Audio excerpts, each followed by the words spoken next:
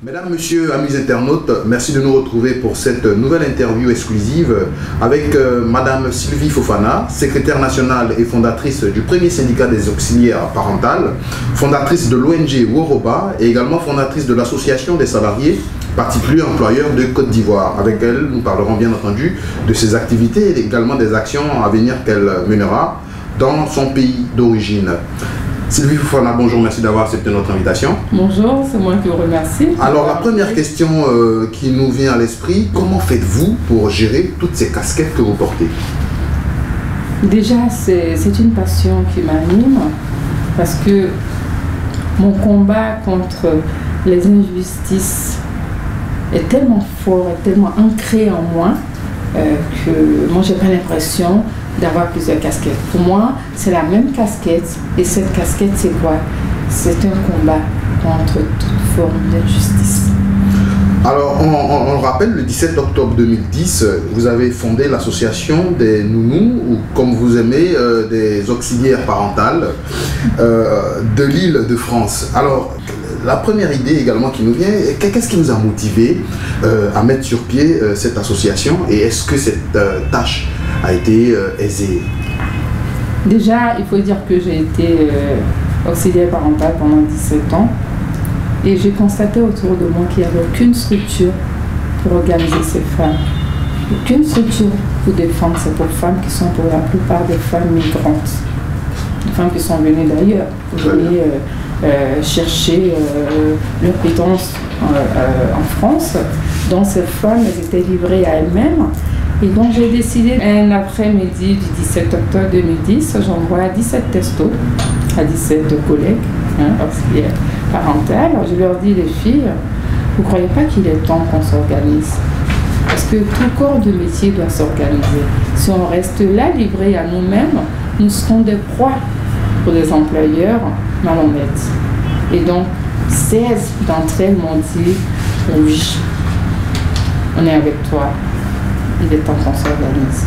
Il y a seulement une qui m'a dit, mais Sylvie, nous avons déjà une convention collective. Parce que vous savez, en France, je sais pas, je crois que ça existe aussi en Côte d'Ivoire, tout corps de métier est régi selon les... Enfin, tout contrat de travail est régi selon les dispositions d'une convention collective. Donc ça veut dire tout corps de métier a sa convention collective. Nous avions la nôtre, et la nôtre c'est le CCN 3180, Convention collective nationale 3180 des salariés de particuliers employeurs. Et donc dans cette convention, nous avons nos droits et devoirs.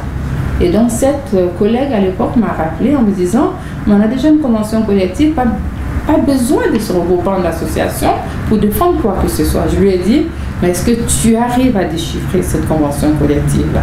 Elle me dit oui. Je lui ai dit, si toi tu as la chance de la déchiffrer, il y a plein de collègues qui n'ont pas cette chance-là. Donc moi je pense qu'on ne se trompe pas de combat en mettant en place cette association de vie. Donc celles qui m'ont suivi, on a mis tout de suite en place l'association, on a mis les statuts en place parce qu'en tant qu'association, on doit d'abord déclarer les statuts à la préfecture de police, chose qu'on a faite. Donc on est devenu immédiatement association bien déclarée à la préfecture. Quelles sont les premières actions que cette association a posées?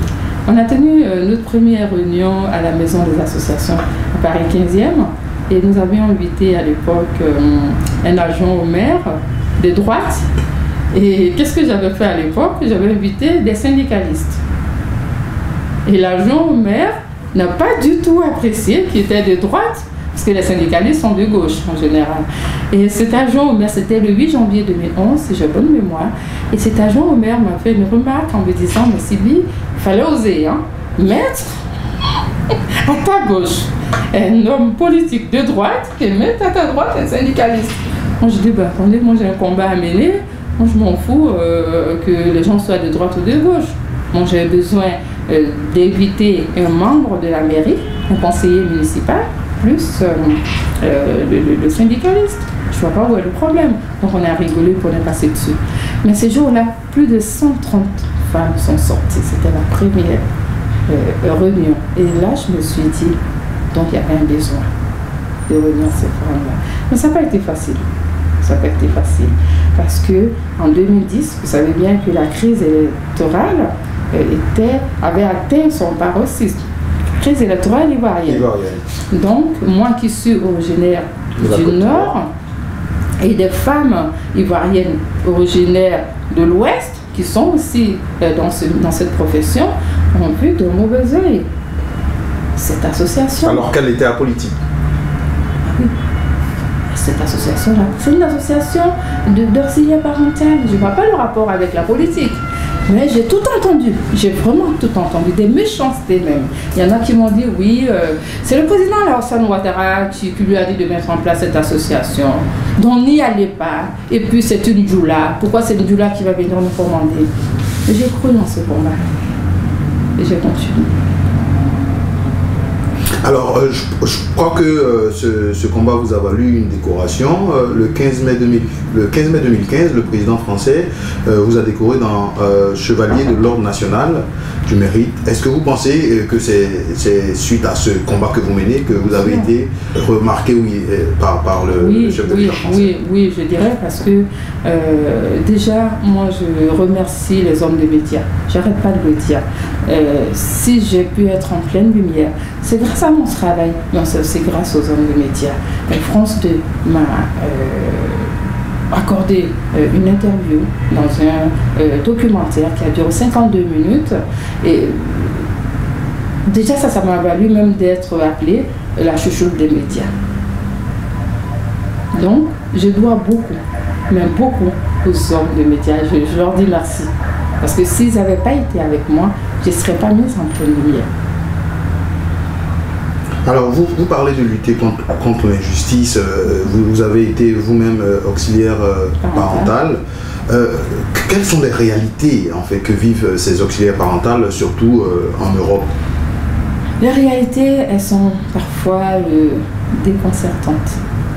Parce que aller laisser ses propres enfants, aller garder les enfants d'autres couples, et ne pas avoir un minimum de considération vis-à-vis de ses employeurs, je peux vous assurer que ça déroute. Et c'est là que l'association des nounous d'Île-de-France intervenait, parce qu'on organisait des réunions tous les 2 mois. On faisait comprendre à ces femmes, c'est vrai, vous êtes injustement traités par des employeurs, alors que vous donnez le meilleur de vous dans votre profession.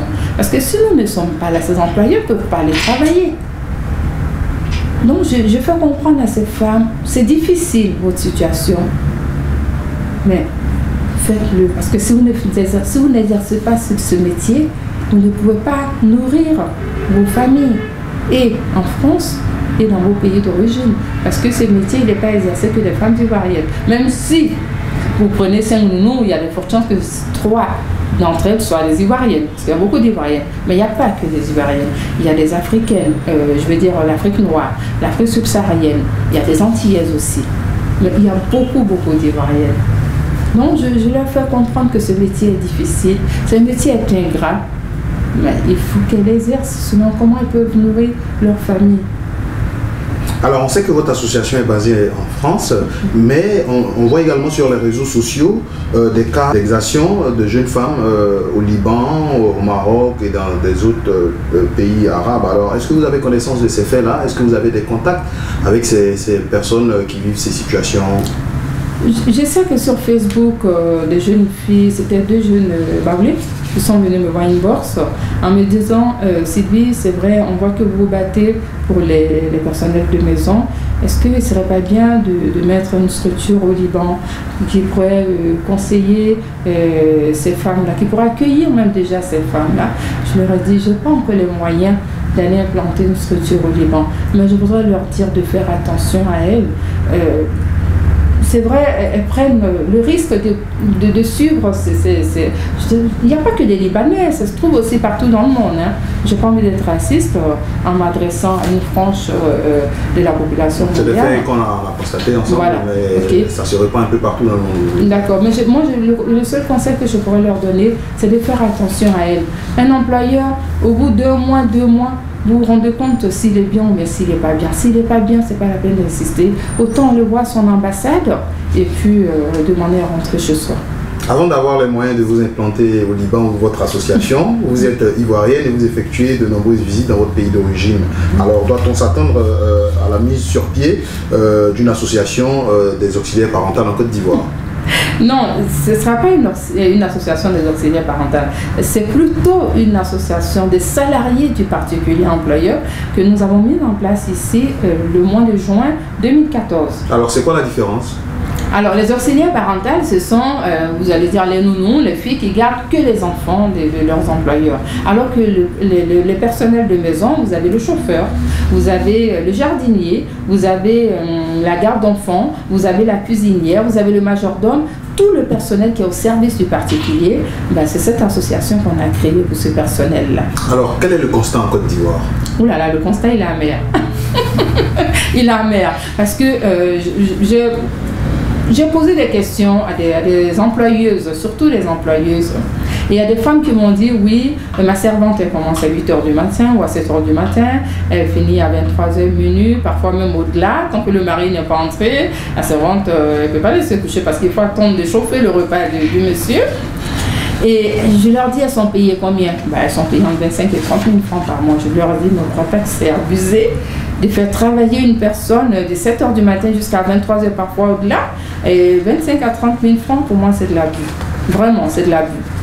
Parce qu'avec un salaire pareil, comment voulez-vous que ces personnes puissent vivre dignement? C'est pas possible.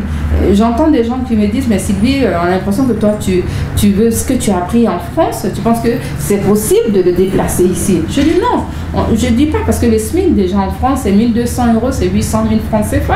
Ici, le SMIC, c'est 62 000 ou 63 000, si j'ai bonne mémoire. On vous dit pas de payer les servantes à 63 000. On vous dit, si vous les nourrissez, si vous les logez, payez-les au moins entre 30 et 40 000 francs par mois et puis déclarez-les à la CNPS. Pour moi, c'est pas trop demandé. À la limite, il y a des femmes qui me disent non, on n'a pas le moyen de payer une servante à 40 000 ou à 50 000 francs. Mais dans ce cas, n'en prenez pas. Nous, en France, l'État dit, la loi dit que quand tu emploies quelqu'un chez toi, il faut que tu le payes au SMIC, à hauteur du SMIC. Ça limite 200 €. Mais allez voir dans les familles d'immigrés combien ont des personnels de maison. Personne, parce qu'on n'a pas les moyens de le faire. On se débrouille pour faire à manger pour nos maris. On se débrouille pour faire les tâches domestiques. Pourquoi les femmes ne feraient pas pareil ici? Qu'elles s'organisent. Vous l'avez dit, il existe des différences culturelles, surtout entre l'Europe et l'Afrique. Surtout pour la Côte d'Ivoire, on a le cas, surtout pour des employés de maison qui sont parentés à ces employeurs-là. Alors qui ne perçoivent en général pas de salaire et qui vivent sous la coupole de ses parents. Est-ce que vous pouvez intervenir à ce niveau, surtout avec ces différences culturelles? Ce n'est pas parce que un tel ou une telle est mon parent que je dois le faire travailler sans lui donner un salaire. Parce que si ce dernier va se plaindre, par exemple à l'association des salariés particuliers employeurs, je peux vous dire que non, ce ferait un grand plaisir d'accompagner cette personne pour défendre ses droits. Parce que c'est de l'exploitation humaine, vraiment. Très bien, amis internautes, je rappelle que nous sommes avec Mme Sylvie Fofana, secrétaire nationale et fondatrice du premier syndicat des auxiliaires parentales, fondatrice de l'ONG Woroba, fondatrice de l'association des salariés particuliers employeurs de Côte d'Ivoire. Alors, vous, qu'est-ce que vous allez faire concrètement, Mme Sylvie Fofana, en Côte d'Ivoire? Alors, une fois que votre association est créée, quelles sont les actions que vous allez mener pour défendre ces salariés particuliers employeurs? D'accord.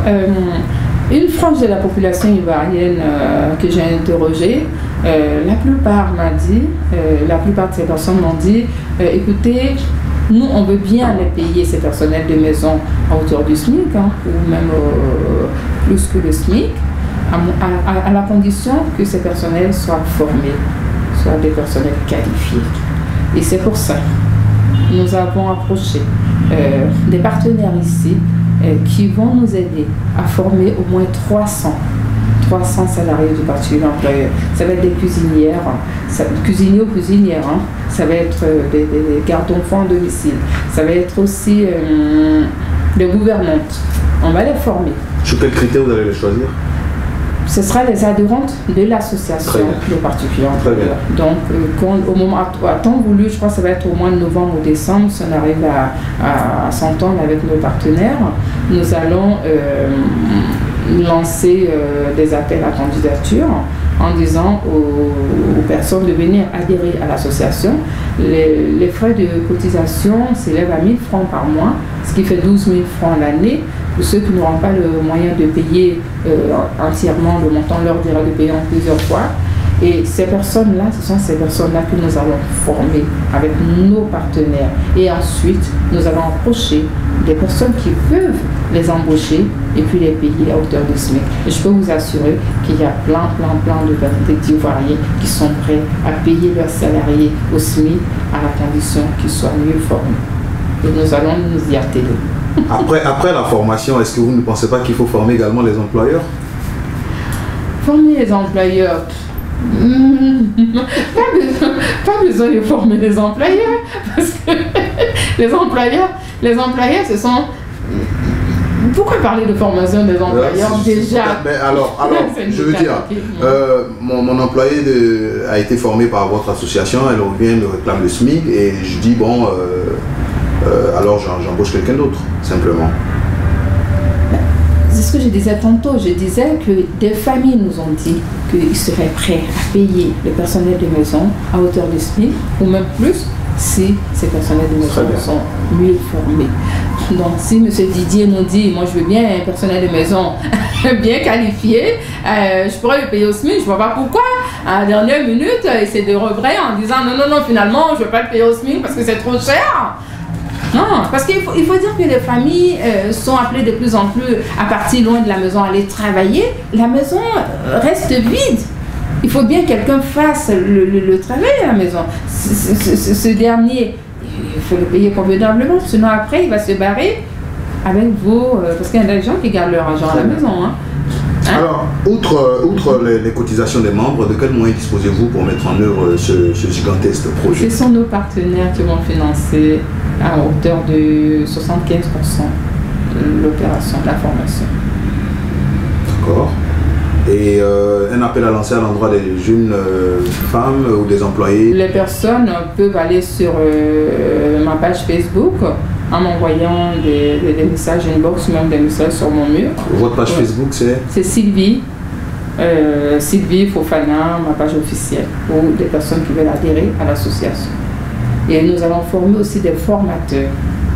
Nous allons former une quinzaine de formateurs qui pourront à la longue former les personnels de maison.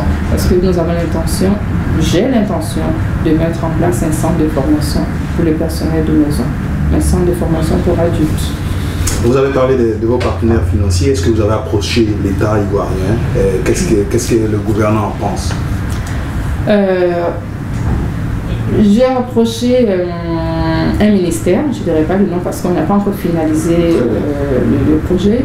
En tout cas, ils nous ont rassurés en disant qu'ils seraient prêts aussi à nous apporter leur soutien, leur appui dans ce projet qu'ils trouvent noble, qu'ils trouvent... c'est un projet social en fait. Et vous avez espoir que ça va marcher? Oui. Parce que un de nos partenaires nous a dit c'est un projet innovateur parce que pour lui ça n'existe pas. Parce que nous on prend l'engagement non seulement de les former mais de les placer. De les placer aussi. Donc on va lutter contre le chômage. Vous ne vous substituez pas aux agences de placement qui existent déjà? Les agences de placement n'ont pas les mêmes problèmes que nous. Les agences de placement placent ces personnes-là, elles prennent des cotisations, et puis voilà. Maintenant, si ces personnes ont des problèmes, c'est pas leur problème. Ok, Madame Sylvie Fofana, nous avons eu beaucoup de plaisir à vous recevoir. Un mot, un dernier mot avant de se dire au revoir. Alors, déjà, je tiens à remercier afrifam.com. Je tiens aussi à vous remercier. Et puis, je remercie la maison, Abidjan.net TV, c'est ça. Et puis, je vous souhaite bon vent. Et puis, que Dieu vous accompagne. Bon vent également à l'association des salariés particuliers employeurs de Côte d'Ivoire. Et on espère vous revoir bientôt pour faire le point de la situation avec vous. Inch'Allah. Inch'Allah. Prenez soin de votre. À bientôt. Au revoir.